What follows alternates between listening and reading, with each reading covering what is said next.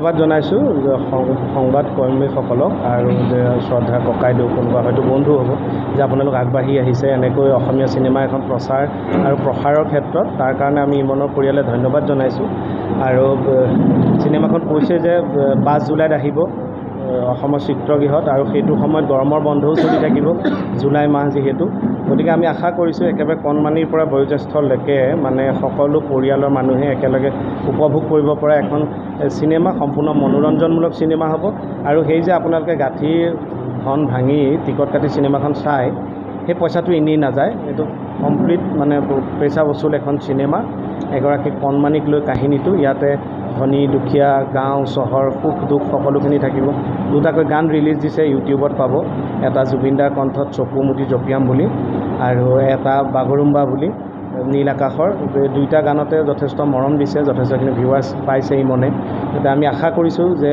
এই চিনেমাখন চাই অসমবাসীয়ে আমাক উৎসাহিত কৰিব মনত ৰাখিব 5 জুলাই কি ৰূপত দেখিবলৈ বিচাৰিছে আচলতে চিনেমাখনত মই তাতে আমাৰ শ্ৰদ্ধাৰ অভিনেতা দেৱজিৎ দা আছে তেখেতৰ ঘৰৰ ড্ৰাইভাৰ মই যদিও ড্ৰাইভাৰ তাত মই প্ৰায় 3টামান মানে ষ্টেজ মোৰ দেখায় তাৰে এটা বেলেগ ধৰণেকৈ ওলাওঁ মই আৰম্ভণিতে তাৰপিছত কালক্ৰমত সেয়া গতি ল'ব যেতিয়া এনে 2টা ষ্টেজত ওলাওঁ মই আৰু তেখেতৰ ঘৰত যদিও মই ড্ৰাইভাৰ খুব ধনী মানুহ কিন্তু তেখেতৰ ঘৰৰ মই সদস্যৰ নিচিনাই আৰু তেনেকৈ কালক্ৰমত আমি ইজন সিজনৰ কোনোবা সময়ত সহায় কোনোবা সময়ত আঁতৰি অহা এনেকুৱা খুব হাই ড্ৰামা থাকিব খুব ভাল ষ্ট্ৰং স্ক্ৰিপ্ট চাই খুব ভাল পাব সুন্দৰকৈ মানে সম্পূৰ্ণ মনোৰঞ্জনমূলক এখন চিনেমা আশা কৰোঁ আপোনালোকে চাব ইমন আৰু আপোনালোকৰ যোগেদি যাতে এটা প্ৰচাৰ কৰিব বুলি আমাৰ বিনম্ৰ অনুৰোধ যে অসমৰ বাহিৰত থকা হওক অসমত থকা হওক সকলোৱে যাতে চাব পাৰে যিহেতু বাহিৰতো শ্ব' ৰখাৰ ব্যৱস্থা ৰাখিছে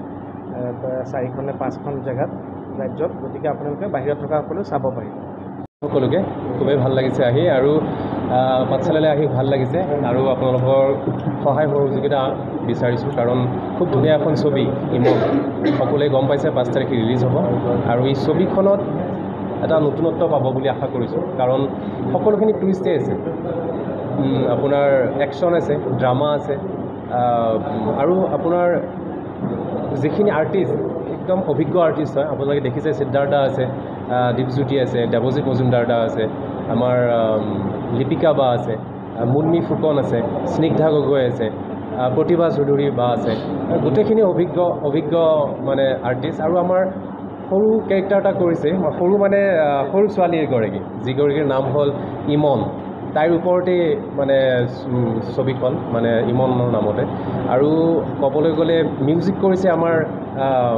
ইপচন লাল বৰুৱা দাই গতিকে আৰু মিউজিক কৰিছে তেখেতে আৰু তাত আমাৰ জুবিন দাই গান গাইছে দীক্ষু দাই গান গাইছে আৰু আমাৰ নীল আকাশ দাই গান গাইছে আৰু আমাৰ মৰমৰ ইমন বুলি ছোৱালীজনীৰ গান গাইছে ইমন কাশ্যপ তাই আমাৰ প্ৰডিউচাৰ দাৰ ছোৱালী হয় গতিকে গোটেইখিনিয়ে আমাৰ মানে আশাবাদী যে ছবিখন ভাল পাব দৰ্শকে গতিকে দৰ্শকসকলক এইটোৱে কওঁ যে ছবিখন আহি হলত চাওক আৰু পৰিয়ালৰ সকলোৱে চাব পৰা এখন ছবি কোনো নিৰাশ নহয় বুলি মই ভাবোঁ গতিকে আহক আমাক আগুৱাই যাবলৈ সুবিধাখন দিয়ক ছবিখন উপভোগ কৰক ধন্যবাদ আজি ইয়াত উপস্থিত সকলো সাংবাদ মাধ্যমৰ বন্ধু বান্ধৱ তথা ভাই ভনীসকল যিখিনি উপস্থিত আছে যিখিনি আছে সকলোকে সন্মান জনাই আমাৰ উদ্দেশ্য এয়ে যে আজি আমাৰ যিখন বোলছবি আহিবলগীয়া এই 5 জুলাইত সেইখন শুভমুক্তি হ'ব আৰু মোৰ পৰিচালনা ছবিখনত কাহিনী পৰিচালনা মোৰেই আৰু আপোনালোকে ইতিমধ্যে দেখিছেই আমাৰ সকলোৰে প্ৰিয় সিদ্ধাৰ্থ শৰ্মাদেৱ দীপজ্যোতি কেওট আৰু এনেকুৱা আৰু দেৱজিৎ মজুমদাৰ দা মাধুৰীমা চৌধুৰী এনেকৈ বহু শিল্পীৰ সমাৱেশ ঘটিছে এইখন ছবিত আৰু আটাইতকৈ ভাল কথা যে দীপজ্যোতি কেওট আৰু সিদ্ধাৰ্থ শৰ্মাদেৱক ছবিত একেলগে দেখা পাব যিহেতুকে তেওঁলোকে চিৰিয়েলত ওলাইছে আগতে আমাৰ ছবিখনত একেলগে দেখা পাব আৰু বিপুল চন্দ্ৰ দাস তিতি গগৈ দাস বাইদেৱে যেনেকৈ আগবঢ়াই দিছে ছবিখনক মুখ পৰিচালক হিচাপে পোনপ্ৰথমবাৰৰ বাবে সাহস কৰিছে তেওঁলোকে যে অসীম বৈশ্যই পৰিচালনা কৰিব পাৰিব ইমান দিনে কোৰিঅ'গ্ৰাফি কৰাৰ পিছতো সেই সাহস গোটাই পেলাই ৰাইজৰ ওচৰত আগবাঢ়িছোঁ আৰু ৰাইজৰ আশীৰ্বাদ পাম বুলি আশা ৰাখিছোঁ আৰু ৰাইজক এটাই প্ৰতিশ্ৰুতি দিছোঁ যে আমাৰ এই ছবিখন একদম মনোৰঞ্জনধৰ্মী ছবি পাৰিবাৰিক ছবি সকলোৱে উপভোগ কৰিব পাৰিব সকলো প্ৰজন্মৰে দৰ্শকে উপভোগ কৰিব পাৰিব আৰু যিহেতুকে আমাৰ উপস্থিত সকলো কলা কুশলী আছে, সকলো নাথাকিলেও আজি সিদ্ধাৰ্থ দেৱ আছে, দীপজ্যোতি দেউত আছে, সিদ্ধান্ত কলিতা আছে, আৰু তেওঁলোকে অকণমান আমাৰ ছবিখনৰ বিষয়ে দুই এষাৰ ক'ব। আৰু দ্বিতীয়তে আমাৰ চিন্ময় ৰাভাও আছে ইয়াত উপস্থিত, সকলোৰে পৰা দুআষাৰ ক'ব। আৰু সংবাদ মাধ্যমৰ সকলোকে এটা বিনম্ৰ অনুৰোধ, আপোনালোকৰ অবিহনে কেতিয়াও আমি আগবাঢ়িব নোৱাৰিম। আপোনালোকে যাতে আমাৰ এই ছবিখন সংবাদ মাধ্যমৰ যোগেদি অকণমান প্ৰচাৰ কৰি আগবঢ়াই দিয়ে যাতে। ধন্যবাদ। অসমবাসী ৰাইজক মোৰ সেৱাৰ শ্ৰদ্ধা জ্ঞাপন কৰিছোঁ। আৰু এইখিনিতে আপোনালোকে গম পাইছে, অহা 5 জুলাই তাৰিখে আমাৰ এখন অসমীয়া ছবি ইমন আহি আছে। আৰু এতিয়া আপোনালোকে জানে যে চিনেমাৰ মেলা লাগিছে আৰু বিভিন্ন ধৰণৰ ভাল ভাল চিনেমা আমাৰ মাজত আহিছে, ৰাইজে বিপুল সমাদৰ দিছে। আৰু সেই অসমীয়া চিনেমাৰ জয়যাত্ৰাত এখন আমাৰ নিজৰ চিনেমা সোমাইছে বা ইমন, আৰু আমি ৰাইজৰ পৰা সেই একে আশীৰ্বাদ বিচাৰিছোঁ। ইতিমধ্যে আপোনালোকে যিখিনি চলচ্চিত্ৰ আগবঢ়াই নিয়াত ৰাইজে সহায় সহযোগ কৰিছে, আমাৰ সংবাদকৰ্মীসকলে যথেষ্ট সহায় কৰিছে। আৰু এই চেগতে আমি বিচাৰোঁ যে এই সংবাদকৰ্মীয়ে আমাৰ চিনেমাখনো আগুৱাই নিয়াত সহায় কৰক, ৰাইজৰ মাজলৈ আমাৰ বাৰ্তাটো পঠিয়াওক। আমি ইমনৰ প্ৰচাৰ ক্ষেত্ৰত অসমৰ বিভিন্ন জিলাত ইতিমধ্যে ঘূৰিছোঁ আৰু ৰাইজৰ বিপুল সমাদৰ লাভ কৰিছোঁ। সংবাদকৰ্মীসকলে বিভিন্ন জেগাৰ পৰা আমাক সহযোগ কৰিছে। আৰু এই চিনেমাখনৰ লগত মোৰ এটা আৱেগ জড়িত হৈ আছে। মই এটা সৰু কাহিনী কওঁ। যোৱা জানুৱাৰী মাহৰ 1 তাৰিখ হয়, আপোনালোকে জানে মই অসুস্থ হৈ পৰিছিলোঁ হঠাৎ, হৃদজনিত কাৰণত মই অসুস্থ হৈ পৰিছিলোঁ। আৰু তেতিয়া তাৰ আগৰ পৰা ইমনৰ শ্বুটিং আৰম্ভ হৈ গৈছিল আচলতে। আৰু এই চেগতে মই ধন্যবাদ জ্ঞাপন কৰিব লাগিব, আমাৰ প্ৰযোজক লগত আছে, প্ৰযোজিকাৰ লগত আছে, আমাৰ বিপুল চন্দ্ৰ দাস, আমাৰ ইতি গগৈ দাস বাইদেউ আছে। আৰু যেতিয়া ইমনৰ চিনেমাখন যেতিয়া চলি আছিলে, যেতিয়া মোৰ বেমাৰ হৈছিলে, মই অসুস্থ হৈ পৰিছিলোঁ আৰু মই ঘূৰি আহিছোঁ একমাত্ৰ অসমৰ ৰাইজৰ আশীৰ্বাদ আৰু মৰম চেনেহৰ মাজেদিয়ে। আৰু এই চেগতে সকলো অসমবাসী ৰাইজলৈ মই ধন্যবাদ জ্ঞাপন কৰিছোঁ। আপোনালোকৰ আশীৰ্বাদত মই পুনৰ ঘূৰি আহিছোঁ।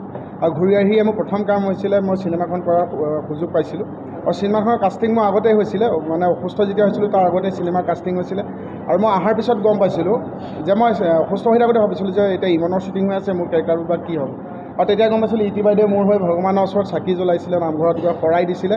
আৰু ইতি বাইদেউ আৰু আমাৰ বিপুল দাই কৈছিলে যে এই কেৰেক্টাৰটো আমি অল্টাৰনেট বেলেগ এক্টৰক নকৰাওঁ, যে এইটো দীপেই কৰিব লাগিব। তেখেতসকলে বিশ্বাস আছিল মই সুস্থ হৈ ঘূৰি আহিম, সেই কেৰেক্টাৰটো ময়ে কৰিম।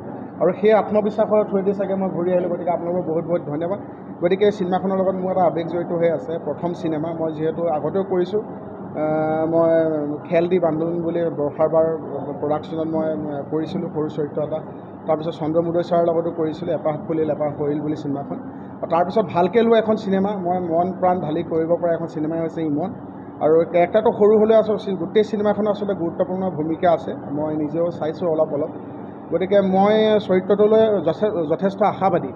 আৰু সেইখিনি আশাখিনি ৰাইজৰ ওচৰলৈ আগবাঢ়িছোঁ। ৰাইজে কেনেকৈ আদৰি লয়। টিভি পৰ্দাত সিদ্ধাৰ্থ দাকে মোকে আপোনালোকে মৰম চেনেহৰ মাজেদি এটা নাম দিলে, যে কে মোহন বুলি। আৰু টিভি পৰ্দাত যেনেকৈ আপোনালোকে আশীৰ্বাদ দিলে, মৰম দিলে, চিনেমা পৰ্দাটো প্ৰথমবাৰৰ বাবে সিদ্ধাৰ্থ দাৰ লগত মই কৰিছোঁ। কে মোহনৰ জুতি নহয়, বেলেগ জুতি হিচাপে আমি দুয়োটা বন্ধু। গতিকে কেনেকুৱানো পায়, এইটো আচলতে আমি কৰি ভাল পাইছোঁ। নিজে ভাল পোৱা কাম এটা আচলতে ৰাইজে ভাল পায় বুলি এটা আত্মবিশ্বাস থাকে। গতিকে কি হয় নহয় নাজানো, আৰু এতিয়া চিনেমা মুক্তিৰ পিছতে গম পাম। আমি যথেষ্ট আশাটো কৰোঁৱেই। গতিকে সকলো ৰাইজৰ ওপৰত, ৰাইজে যাতে আমাক যেনেকৈ টিভি পৰ্দাত আদৰি ল'লে, চিনেমা পৰ্দাতো আমাক সহায় সহযোগ আশীৰ্বাদ কৰক, তাকে কামনা কৰিছোঁ। 5 জুলাইত আহি আছে ইমন। ধন্যবাদ।